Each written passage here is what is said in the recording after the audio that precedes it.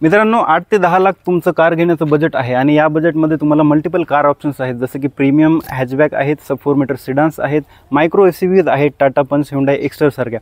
पण त्या गाड्यांवरती न जाता जर तुम्ही मारुती सुझुकी ब्रेझाला कन्सिडर करत असाल तर या गाडीमध्ये जाण्याचा तुम्हाला काय फायदा होईल, त्याचसोबत या गाडीमध्ये तुम्हाला फीचर्स कोणकोणते मिळतात आणि या गाडीला जो चालवण्याचा अनुभव आहे तो कसा आहे, या सगळ्या गोष्टींबद्दल आजच्या या व्हिडिओमध्ये आपण डिटेलमध्ये जाणून घेऊयात। व्हिडिओमध्ये पुढे जाण्याआधी मी तुम्हाला या गाडीची किंमत सांगतो। या गाडीची एक शोरूम स्टार्टिंग प्राइस आहे 8,69,000 रुपये आणि पेट्रोल प्लस सीएनजीचं ऑप्शन आपल्याला या कारमध्ये मिळतं। तर मित्रांनो, या प्रकारची काहीशी की आपल्याला मिळून जाते। सुझुकीचा लोगो आहे, अरिनाचा जो ब्लू कलर आपल्याला मिळून जातो, लॉक अनलॉकचं बटन या ठिकाणी मिळून जातं। या प्रकारची काहीशी गाडीची फ्रंट डिझाईन आपल्याला पाहायला मिळते।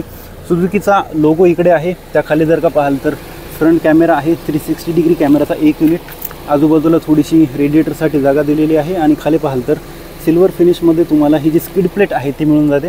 त्यानंतर हेडलॅम्पवरती जर का आलो, LED प्रोजेक्टर सेटअपमध्ये हा ड्युअल बॅरल हेडलॅम्प आपल्याला मिळून जातो। त्यासोबत हे जे डे टाईम रनिंग लाईट्स आहेत हे देखील आपल्याला मिळून जातात। LEDमध्ये टर्न इंडिकेटर्स आपल्याला मिळून जातात। त्याखाली जर का पाहाल तर फॉग लॅम्प जे आहेत ते हॅलोजनमध्ये आपल्याला मिळून जातात आणि या प्रकारचं काहीसं जे प्लास्टिक बंपर आहे ते सुद्धा आपल्याला मिळून जातं। हे जे प्लास्टिक बंपर आहे हे कंटिन्यू करतं इकडे या स्किड प्लेटमध्ये आणि या प्रकारचं काहीसं ॲलॉय व्हीलचं जे डिझाईन आहे ते आपल्याला पाहायला मिळतं। डायमंड कट ॲलॉय व्हील्स आहेत 16 इंचेसचे आणि पूर्ण जर गाडीचा बाजूचा व्ह्यू पाहायचा असेल, या प्रकारचा काहीसा साईड व्ह्यू जो आहे आपल्याला मिळून जातो। ड्युअल टोनमध्ये हा कलर येतो। ORVMवरती टर्न इंडिकेटर्स आहेत। त्याच खाली जर का पाहिलं तर 360 डिग्री कॅमेराचा हा जो एक युनिट आहे हा कॅमेरा इकडे दिलेला आहे। त्यानंतर ड्रायव्हर साईड डोर हँडलवरती आपल्याला रिक्वेस्ट सेन्सर देखील मिळतं आणि या प्रकारची काहीशी स्किड प्लेट जी आहे ते आपल्याला मिळून जाते। फुटरेस्ट जे आहे ते ॲज अ ॲक्सेसरीचा पार्ट आहे आणि हा जो क्रोम दिसतोय ही लायनिंगसुद्धा ॲक्सेसरीचा पार्ट आहे। बाजूने जे रूफरेल्स आहेत ते सुद्धा आपल्याला या ठिकाणी मिळून जातात। आता येऊयात गाडीच्या रिअरवरती आणि रिअरने या प्रकारचं काहीसं डिझाईन जे आहे ते आपल्याला कारचं पाहायला मिळतं। सगळ्यात वरती शार्क फिन अँटिना आहे, रिअर स्पॉयलर आपल्याला मिळतं, त्यावरती स्टॉप लॅम्प आहे। इकडे पाहाल तर वॉशर देखील आपल्याला मिळून जातं आणि या लायनिंग्स पाहाल तर हे डिफॉगर आहे, रिअर वायपर आहे, सुझुकीचा लोगो आहे, त्याखाली ब्रेझाची बॅजिंग तुम्ही पाहू शकता। जुन्या ब्रेझामध्ये हे वितारा ब्रेझा असं यायचं, पण या ब्रेझामध्ये फक्त ब्रेझा असं लिहून येतं। त्यानंतर LEDमध्ये तुम्हाला जो टेल लाईट आहे तो मिळून जातो।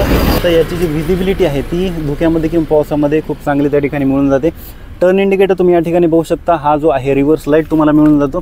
त्यानंतर थोडंसं खाली आलं तर इकडं रिअर व्ह्यू कॅमेरा आहे तो मिळून जातो आणि इकडेच आपल्याला एक इलेक्ट्रिक टेलगेट ओपनरसाठीचं जे बटन दिलं आहे ते तुम्ही या ठिकाणी पाहू शकतात, हे ते बटन आहे। आणि बूट स्पेसविषयी जर सांगायचं झालं तर 328 लिटरचा ह्यूज बूट स्पेस जो आहे तो आपल्याला मिळून जातो। रिअर पार्सल ट्रेसुद्धा मिळून जातो आणि एक गोष्ट जी ज्या कुठल्या 4 मीटरच्या गाड्या असतात त्यांची जी लांबी आहे ना ती 4 मीटरमध्ये त्यांना मॅनेज करायची असते। त्यामुळं हा जो रिअर सिटिंगवरचा स्पेस आहे आणि ही जी डिक्की आहे त्यामध्ये खूप चांगल्या प्रकारचं काम या ठिकाणी मारुती सुझुकीने केलेलं आहे। बऱ्याचशा गाड्यांमध्ये काय होतं, त्यांनी जर रिअर सिटिंगवरती स्पेस जास्त दिला तर डिक्की तुमची कमी होऊन जाते आणि जर डिक्कीचा स्पेस वाढवला ना तर रिअर सिटिंगची जी स्पेस आहे ती कमी होऊन जाते। पण तुम्हाला हा जो बूट स्पेस आहे हा जर कमी वाटत असेल तर 60-40मध्ये ही जी रिअर सीट आहे ती तुम्ही स्प्लिट करू शकता। आणि या खाली जर का पाहाल तर सेम 16 इंचेसचा जो स्टील व्हील आहे तो सुद्धा आपल्याला या ठिकाणी मिळून जातो ॲज अ स्पेअर व्हील म्हणून। इकडे डिक्की बंद करण्यासाठी हे छोटंसं जे हँडल टाईप दिलेलं आहे। त्यानंतर इकडे पाहाल ना तर सिल्वर मॅट फिनिशमध्ये आपल्याला एक लाईन मिळून जाते, त्याखाली 2 रिफ्लेक्टर्स आहेत आपण पाहू शकतो आणि रिअर बंपरवरती 1, 2, 3 आणि 4 जे पार्किंग सेन्सर्स आहेत, रिअर पार्किंग सेन्सर्स ते आपल्याला मिळून जातात। पूर्ण बंपर आपल्याला रफ ब्लॅक फिनिशमध्ये मिळतं, त्याखाली आपल्याला सिल्वर फिनिशमध्ये स्किड प्लेट आपल्याला मिळून जाते। आता जाऊयात मित्रांनो गाडीच्या आतमध्ये आणि पाहूयात गाडीच्या आतमध्ये आपल्याला काय काय मिळतं। गाडीमध्ये आत जाण्याआधी मी तुम्हाला दाखवतो गाडीचं जे इंजिन आहे ते कसं आहे।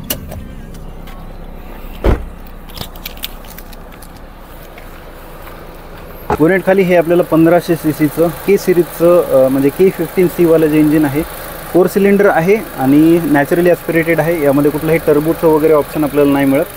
आणि एक स्पेशल गोष्ट म्हणजे बोनेटच्या खाली आपल्याला इन्सुलेशन देखील दिलेलं आहे। या प्रकारचं मित्रांनो फ्लॅट बॉटम स्टेअरिंग व्हील आपल्याला मिळून जातं। सुझुकीचा लोगो इकडे आहे आणि हॉर्न या प्रकारचा काहीसा हॉर्न आहे। क्रूज कंट्रोलचे बटन्स इकडे मिळून जातात। स्टेअरिंग माउंटेड कंट्रोल्स, गाणं बदलायचं असेल, आवाज कमी जास्त या प्रकारचे कंट्रोल इकडे मिळून जातात। आणि हे जे सेन्सेशन म्हणजे हेड्सअप डिस्प्ले किंवा HUD आपण याला म्हणतो. तर यावरती बऱ्याचशा स्क्रीन कॅमेऱ्यामध्ये थोडंसं दिसते, या ठिकाणी तुम्ही पाहू शकता. तर या प्रकारची काहीशी इन्फॉर्मेशन आपल्याला यावरती दिसून जाते. त्यानंतर जे डिजिटल इन्स्ट्रुमेंट क्लस्टर आहे, सेमी डिजिटल आहे ॲक्च्युली, स्पीडोमीटर आणि RPM मीटर आपल्याला ॲनालॉग मिळतं. त्यासोबत छोटासा डिस्प्ले मिळतो. यामध्ये तुम्हाला ॲव्हरेज आणि ट्रिप वगैरे यासारख्या काही गोष्टींची इन्फॉर्मेशन मिळून जाते. त्यानंतर इकडे जर का पाहाल तर हा जो टचस्क्रीन इन्फोटेनमेंट सिस्टीम आहे हे आपल्याला मिळून जातं आणि यामध्ये अँड्रॉइड ऑटो आणि ॲपल कारप्ले तुम्ही वायरलेसली कनेक्ट करू शकता. त्याखाली जर का पाहाल तर ACचे व्हेंट्स आपल्याला दिलेले आहेत आणि त्याखाली ऑटो ACचं जे ऑप्शन आहे ते देखील आपल्याला मिळून जातं.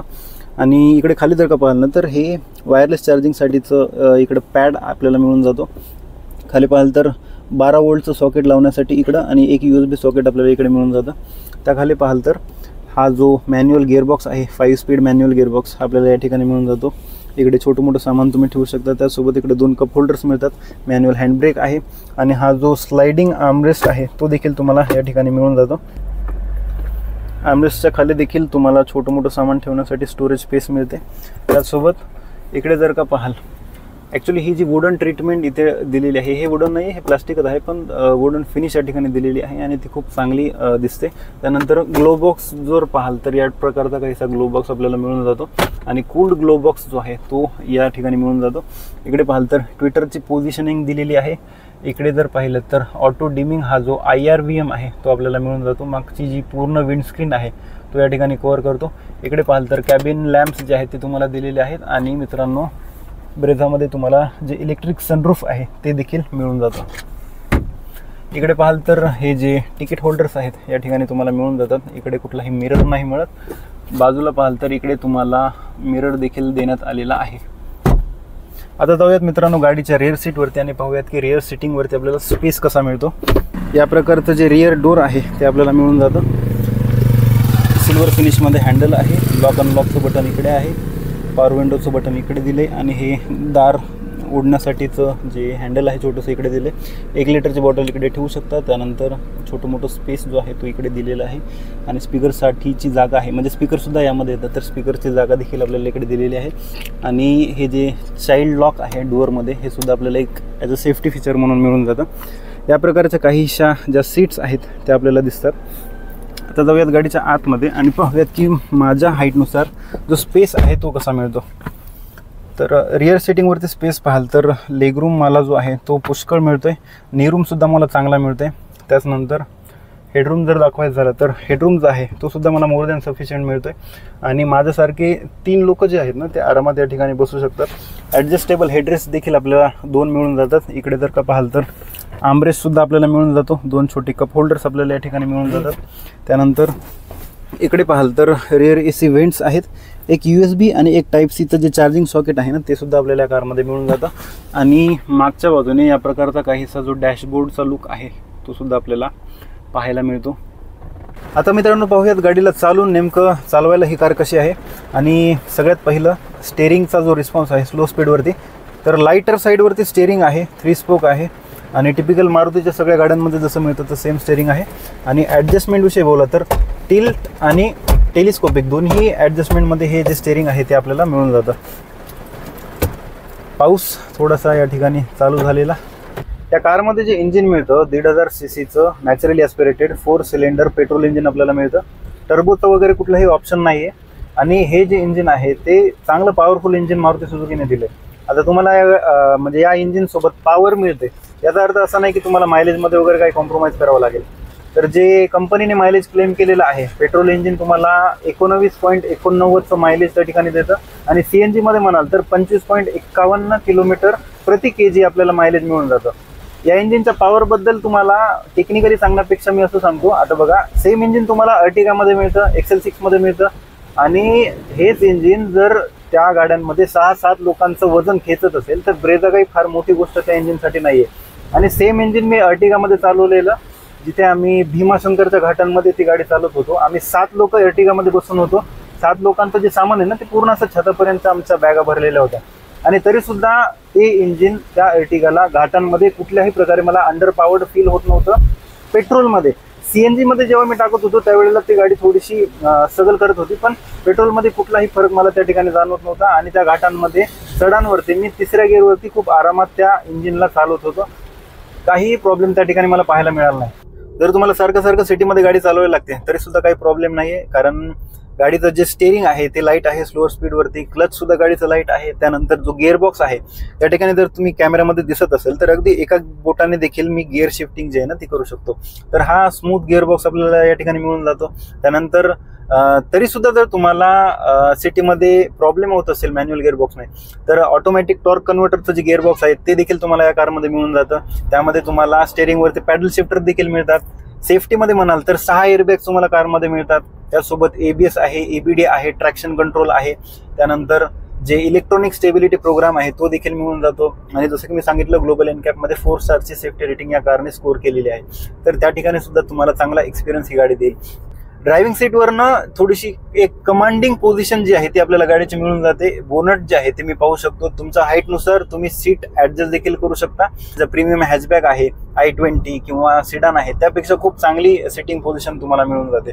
त्यामुळं हायवेला तुम्ही जाताना तुम्ही एखाद्या SUV मध्ये बसला आहात हा फील तुम्हाला नक्कीच येईल. सिटीमध्ये ज्या वेळेला मी चालवतोय कारला तर त्यावेळेला व्हिजिबिलिटीमध्ये कुठलाही प्रॉब्लेम नाही. आणि जरी वाटत असेल तुम्हाला खूप क्रॅम्प्ड रस्त्यांमधनं चालवायचंय तर त्या ठिकाणी तुम्हाला 360 डिग्री कॅमेरा सुद्धा मिळून जातो. त्यामुळे सिटीमध्ये चालवणं अजून सोपं होतं. त्याचसोबत 1500 cc इंजिनमुळं जे बंपर टू बंपर ट्रॅफिकमध्ये जर तुम्हाला चालवायचं असेल तर तुम्हाला फक्त क्लच सोडायचं आहे आणि गाडी जी आहे ना ती पुढे चालायला लागेल. आणि स्टेअरिंगचा रिस्पॉन्स म्हणाल ना तर स्टेअरिंग व्यवस्थित रिस्पॉन्ड करतं. त्याचसोबत स्टेअरिंगचा जो फीडबॅक आहे ना तो देखील चांगला आहे. आणि महत्वाची गोष्ट म्हणजे हायर स्पीडला गेल्यावरती हे स्टेअरिंग हार्ड व्हायला लागतं. त्यामुळे हायवेला चालवताना जो कॉन्फिडन्स आहे प्रॉपर तो तुम्हाला येईल. या इंजिनमध्ये तुम्हाला 106 PS ची पॉवर आणि 138 न्यूटन मीटरचा टॉर्क आपल्याला मिळून जातो. तर गाडीला जे आहे ना विदाऊट ऍक्सिलरेटर मी 2ऱ्या गिअरमध्ये उचलण्याचा प्रयत्न करतोय आणि गाडी जी आहे AC चालू आहे. बिलकुल हलकीशी व्हायब्रेशन आणि गाडी जी आहे ती लगेचच चालायला लागते. ऍक्सिलरेटर मी नाही प्रेस केले. आता 3ऱ्या गिअरमध्ये पण उचलून पाहूयात.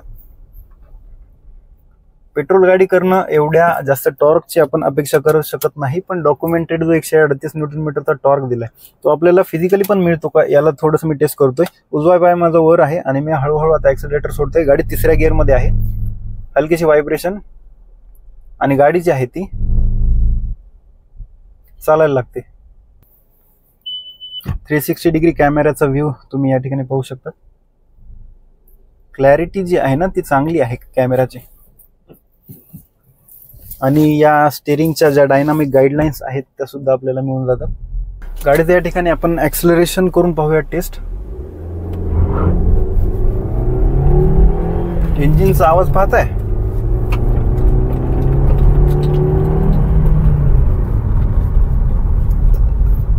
चांगला ऍक्सिलरेशन.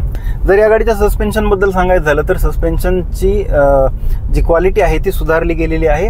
या गाडीच्या सस्पेन्शनमध्ये जुन्या ब्रेझापेक्षा मला सुधारणा पाहायला मिळते. इम्प्रूव्हमेंट जे आहे ना ते पाहायला मिळते. जुन्या ब्रेझामध्ये काय व्हायचं की खड्ड्यांवरती जशी गेली ना ती गाडी थोडीशी बाउन्स व्हायची आणि थोडेसे हार्डर साईडला सस्पेन्शन होते त्या जुन्या ब्रेझाचे. या गाडीमध्ये तुम्हाला तो प्रॉब्लेम पाहायला मिळणार नाही. थोडेसे सॉफ्टवेअर साईडवरती जे सस्पेन्शन आहेत ते दिलेले आहेत. आणि दुसरी गोष्ट म्हणजे हेच सेम सस्पेन्शन तुम्हाला हायवेला गेल्यावरती स्टॅबिलिटी सुद्धा प्रोव्हाइड करतात. हायवेला तुम्ही हायर स्पीडवरती लेन चेंजिंग खूप चांगल्या ठिकाणी करू शकता, म्हणजे खूप चांगल्या प्रकारे करू शकता. थोडासा खराब पॅच इथे आहे आणि गाडीचा टायर ज्या वेळेला दगडावर जातो किंवा खड्ड्यांवरती पडतोय तर तो एक कुशनी इफेक्ट देतोय, म्हणजे चांगलं वाटतं त्या ठिकाणी. आणि कुठलाही बाउन्सीनेस नाहीये. त्याचसोबत खड्ड्यांचं ॲब्झॉर्प्शन देखील चांगलं आहे. एखादे असे म्हणजे झटके वगैरे मारते ना गाडी तो प्रॉब्लेम नाहीये या गाडीमध्ये. जुन्या ब्रेझामध्ये ते थोडंफार फील व्हायचं. गाडीला कुठल्याही गिअरमध्ये उचला, गाडी जी आहे ना अशी म्हणजे पळण्यासाठी नेहमी तयारच असते गाडी.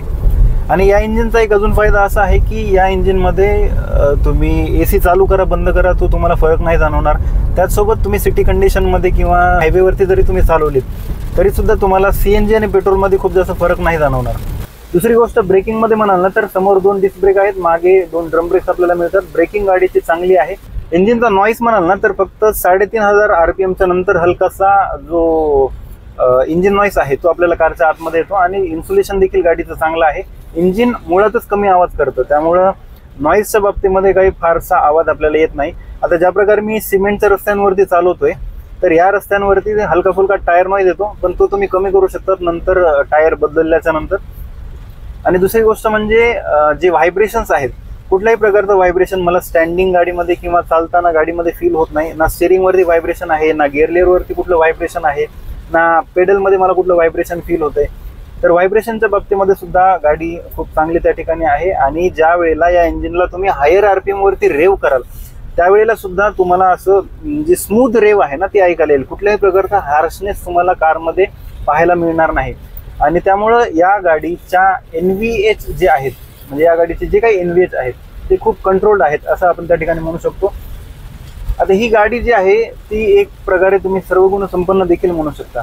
मी असं काय म्हणतोय, कारण समजा तुम्हाला हायवेवरती जायचंय सारखं सारखं, तुम्हाला एखादी सेफ कार पाहिजे, तर या गाडीला 4 स्टारची सेफ्टी रेटिंग ग्लोबल एनकॅपने दिलेली आहे. सेफ्टी फीचर्समध्ये तुम्हाला खूप सारे सेफ्टी फीचर्स मिळतात. त्याचसोबत जर तुम्हाला तुमच्या घरामध्ये असे उंच माणसं असतील, तर तेव्हा देखील तुम्हाला गाडीमध्ये स्पेस जो आहे तो चांगला मिळतो. लांबचा प्रवास करायचा आहे तर तुम्हाला सेटिंग जी आहे गाडीची त्यात सुद्धा कम्फर्टेबल मिळेल. खराब रस्त्यांवरती जायचंय तर जे सस्पेन्शन्स आहेत ते सुद्धा गाडीचे चांगले दिलेले आहेत. जुन्या ब्रेझापेक्षा खूप इम्प्रूव्हमेंट, सुधारणा मला या ठिकाणी या सस्पेन्शन्समध्ये झालेली दिसते. त्याचसोबत गाडी घेतल्यानंतर खूप खर्च तुम्हाला नाही पाहिजे, तर गाडी लो मेंटेनन्स आहे. गाडी तुम्ही नवीन चालवताय, तुमच्याकडनं कुठं लागली तर गाडीचे जे काही स्पेअर पार्ट आहेत ते सुद्धा तुम्हाला या ठिकाणी स्वस्त मिळून जातात. तर काळजी करण्याचं काही कारण नाही. आणि त्याच नंतर तुम्हाला सारखं जर लांबचा प्रवास करावा लागतो, मायलेजची चिंता तुम्हाला वाटत असेल, तर मायलेज देखील तुम्हाला कारमध्ये चांगलं मिळून जातं. इंजिन पॉवरफुल पाहिजे तर चांगली पॉवर तुम्हाला या इंजिनमध्ये मिळून जाते. त्यामुळे कुठल्याही बाबतीमध्ये जो कमीपणा आहे ना, तो आपल्याला या कारमध्ये पाहायला मिळत नाही. सगळ्या गोष्टी ज्या आहेत त्या आपल्याला वेल बॅलन्स त्या ठिकाणी मिळून जातात. तर मित्रांनो, हेच सगळं होतं मारुती सुझुकी ब्रेझाबद्दल. या कारला जर का तुम्हाला पाहायचं असेल किंवा चालवायचं असेल तर Maruti Suzuki showroom Aryna Nanded या ठिकाणी तुम्ही येऊ शकता. आणि व्हिडिओ आणि गाडी कशी वाटली ते मला प्लीज कमेंटमध्ये सांगा. माझ्याकडनं जर काही राहून गेलं असेल तर तुम्ही मला कमेंटमध्ये ते विचारू शकता. आणि भेटूयात अशाच एका नवीन व्हिडिओमध्ये. खूप खूप धन्यवाद व्हिडिओ शेवटपर्यंत पाहण्यासाठी. जय हिंद, जय महाराष्ट्र.